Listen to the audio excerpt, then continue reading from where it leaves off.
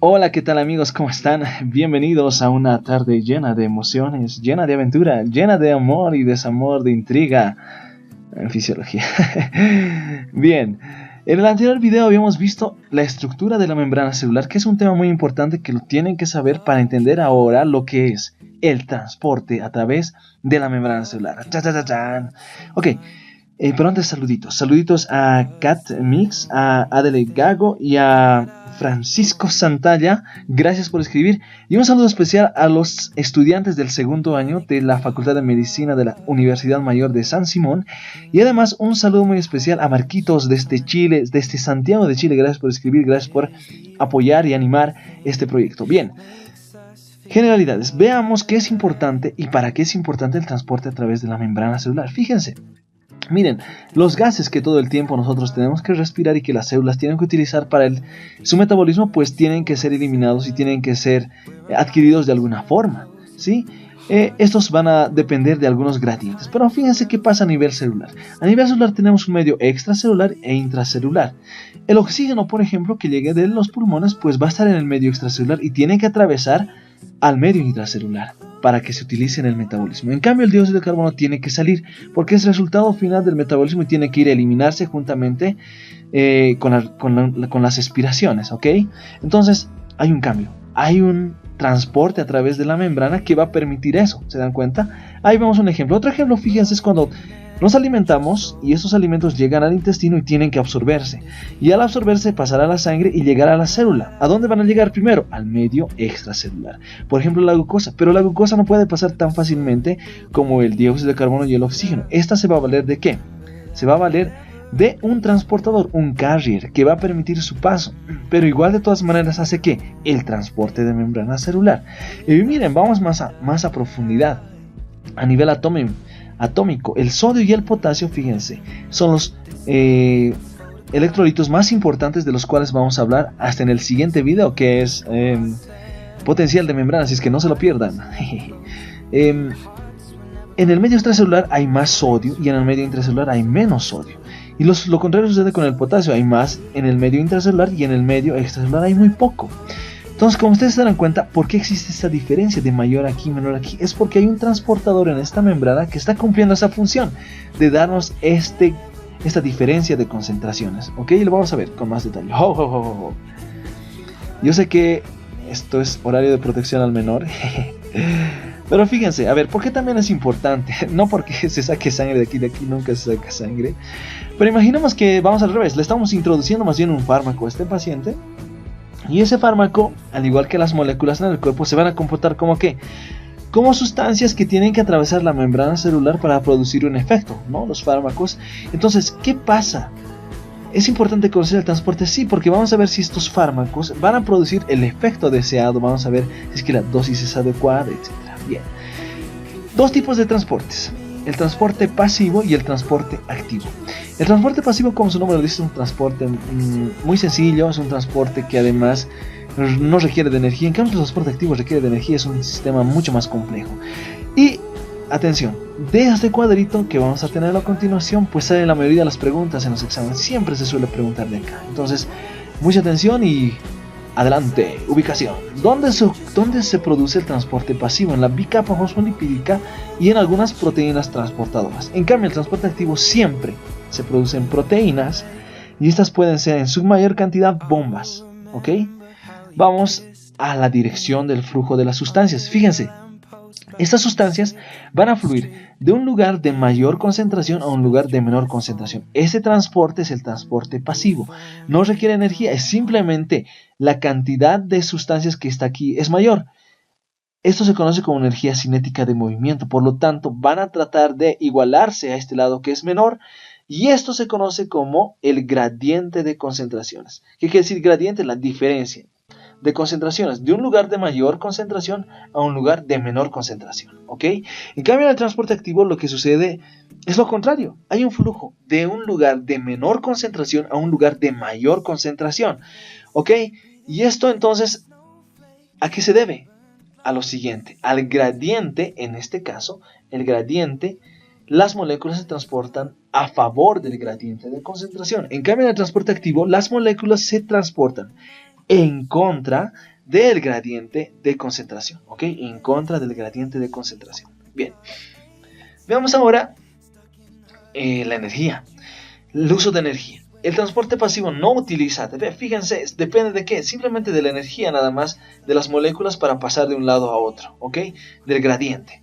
En cambio, el transporte activo sí requiere, es una enzima que agarre el ATP, que la degrade y que produzca energía, por lo tanto, transporte de un lado a otro la energía, las moléculas, ¿ok?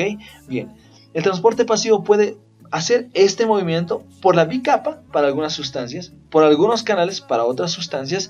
En cambio, si es que son sustancias muy grandes, entonces ya hablamos de un tipo de difusión mucho más complicada. Esto de acá se conoce como difusión simple, es un paso muy sencillo.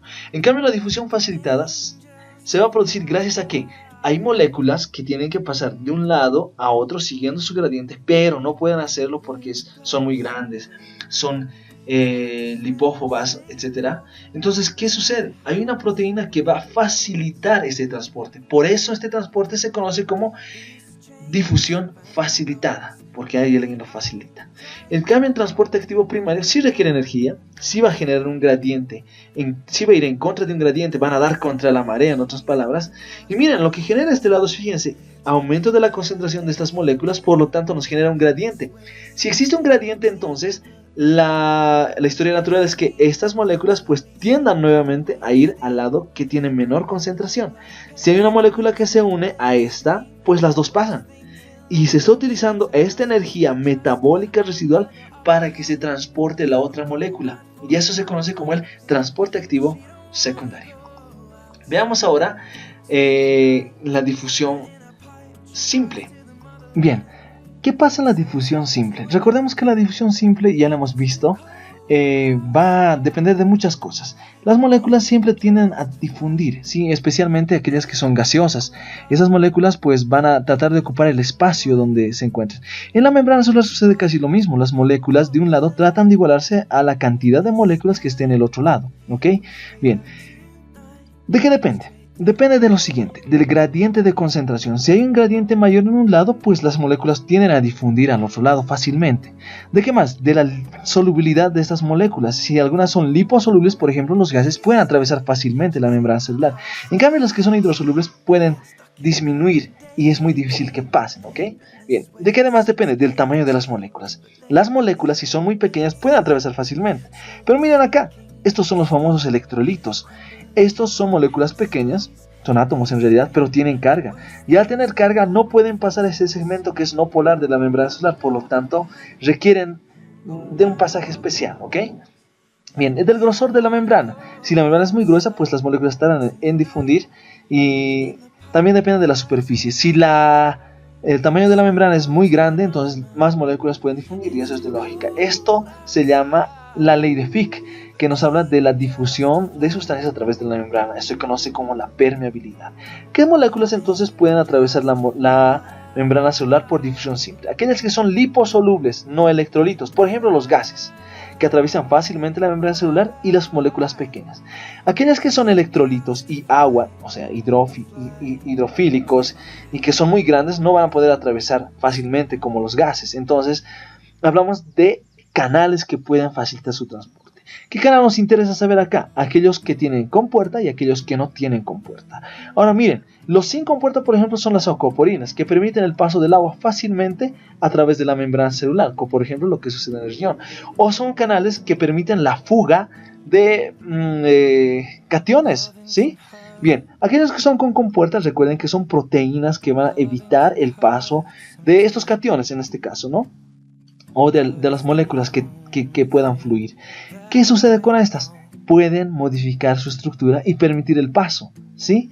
Abrir la compuerta. ¿Y eso de qué depende? Por ejemplo, aquellos que son activados por voltaje pueden modificarse el voltaje y hacer que de esa manera se abra la compuerta y de esa forma atravesar, que los cationes atraviesen este canal, ¿sí? Otras son, por ejemplo, activados por ligando, donde interviene, por ejemplo, la acetilcolina para unirse a esta compuerta, abrirla y hacer que el sodio atraviese, por lo tanto haya contracción muscular, etc. Aquellos que tienen, por ejemplo, activación mecánica, ¿dónde vamos a encontrar esto? En el oído interno. La membrana tectónica, miren, tiene algunas células que vienen desde abajo, que van a formar el nervio auditivo. Y miren, estas neuronas tienen cilios que cuando se mueven, gracias a las ondas que llegan y la membrana tectónica que reconoce, pues se mueven. Y al moverse, activan estos canales, permiten que se abran y nos dan igual el paso de algunos cationes, de algunas moléculas. ¿Ok? Bien. Veamos entonces, difusión facilitada. ¿Dónde y qué sucede en la difusión facilitada? La difusión facilitada, como hemos indicado, depende de algunas proteínas. Las proteínas son específicas, también se conocen carriers y tienen ¿qué? Un sitio de unión. Este sitio de unión va a ser específico para algunas moléculas. ¿Qué moléculas, por ejemplo? ¿Y qué características tienen estos transportadores? La primera, estereoespecificidad. ¿Sí? Hay moléculas que nuestro cuerpo las reconoce bastante bien, como la D-glucosa, que puede ser utilizado por nuestro cuerpo. En cambio, la L-glucosa, que quiere decir levoglucosa, no va a ser reconocida por nuestro cuerpo y no le es útil. Entonces, no va a reconocer, aunque las dos sean glucosas, esa tiene la orientación, digamos, de sus átomos en otro sentido. En cambio, la D-glucosa no, tiene una orientación que nuestro cuerpo la puede reconocer, por lo tanto, pueden atravesar al otro lado. ¿Ok? Bien. La otra característica es la saturación. Este sitio de unión, este transportador puede llenarse, puede saturarse. Cuando se satura, pues alcanza el transporte máximo. Ya no se transporta más porque está lleno, está saturado. ¿Ok? Bien. ¿Qué más? Puede ser competitivo. Por ejemplo, este transportador que transporta galactosa y glucosa, pues van a tener dos moléculas para ser transportadas. ¿La galactosa puede atravesar? Sí, pero la glucosa también. Pero si la galactosa le gana, pues está compitiendo con la glucosa por este transportador. Eso se conoce como competitividad. Ok. ¿Qué más sabemos de esas moléculas? Que se van a transportar mediante este mecanismo grandes moléculas. ¿Cuáles? La glucosa, los aminoácidos y la urea. Bien, transporte activo primario. Ahora sí, vamos a empezar a hablar de las bombas. El ejemplo más clásico es la bomba de sodio y potasio. Pero recordemos antes, son bombas, van contra un gradiente de concentración y usan energía. Fíjense, bien, tenemos entonces sodio fuera en gran cantidad y potasio dentro en gran cantidad. ¿Ok? Veamos un poco de la estructura. ¿Qué sucede con la estructura? Esta proteína tan especial va a tener transportadores en ambos lados de la membrana. Fíjense, si en el medio extracelular hay menos potasio, pues, ¿qué dice la norma? Que va a ir contra un gradiente a un lugar donde hay más potasio. Entonces tiene receptores extracelulares para el potasio. Lo mismo por el sodio. El sodio hay en menor cantidad en el medio intracelular, por lo tanto hay los receptores de sodio acá para trasladarnos al otro lado del extracelular, donde va a haber más cantidad de sodio. Y ahí están los receptores. Siempre se suele preguntar cuánto se transporta. 2 potasios por cada 3 sodios. Pregunta de examen clavada. Bien. Este además tiene una enzima. Esta enzima se llama ATPasa. ¿Y esta enzima qué hace? Vamos a verlo más adelante. ¿Dónde vamos a encontrar estas bombas? Específicamente en las neuronas, sobre todo en el músculo esquelético, músculo cardíaco, pero también hay bombas de calcio, hay bombas de hidrógeno, por ejemplo en el estómago, para poder acidificar y producir ácido clorhídrico. Fíjense ahora, la dirección. De menor concentración a mayor concentración. De menor concentración a mayor concentración. ¿Ok? ¿Qué hace? El ATP ingresa, la enzima la reconoce, la degrada, hace que se libere y que el ATP se convierte en ADP y fósforo liberado. Esta ruptura nos da ¿qué? Una gran energía. Entonces, debido a esta liberación de energía, puede suceder lo siguiente: que estos receptores hagan que se transporte ahora el sodio de adentro hacia afuera y el potasio de afuera hacia adentro. ¿Ok? Ahora bien, aquí se ha generado un gradiente. Y este gradiente pues tiene que nuevamente nivelarse, porque este equilibrio no puede alterarse. Entonces, a través de algunos canales pues van a ingresar nuevamente esas moléculas para darnos este equilibrio. ¿Ok? Bien, en el transporte activo secundario, pues, como ya hemos visto, depende de primero la bomba de sodio y potasio contra un gradiente, el primario. ¿Ok? ¿Qué más? ¿Se utiliza energía? Sí, se utiliza energía. ¿Qué más? ¿Se transportan las moléculas? Sí. Hasta ahí lo sabemos muy bien. Se ha generado un gradiente. Ahora, este gradiente pues nos genera una energía, se dan cuenta, una energía residual. Y esta energía va a ser esto: van a trasladarse las moléculas de un lugar de mayor a menor concentración, pero la diferencia es que van a atravesar esa membrana unidas a otras moléculas. Cuando se une, por ejemplo, el sodio con la glucosa, se conoce como el transportador de tipo sin porte o cotransporte. ¿Ok? Porque están yendo en un mismo sentido. Las dos, cotransporte, siempre se pregunta. ¿Ok? Bien. En cambio, si es que va a suceder, se va a utilizar esta energía residual pero para trasladar una molécula de un lado y otra del otro lado, eso ya se conoce como antiporte, también conocidos como los cotransportadores, ¿ok? Los cotransportadores que van en sentidos contrarios, por ejemplo el transportador sodio-calcio. Y finalmente los que son de tipo uniporte solo transportan una sola molécula. Me pregunta, ¿qué música estudias? Ay, ¿qué música estudias? ¿Qué música escuchas para estudiar? Bien amigos, esto ha sido el videito, así es que chao chao y no olviden suscribirse. Ay, compártanlo.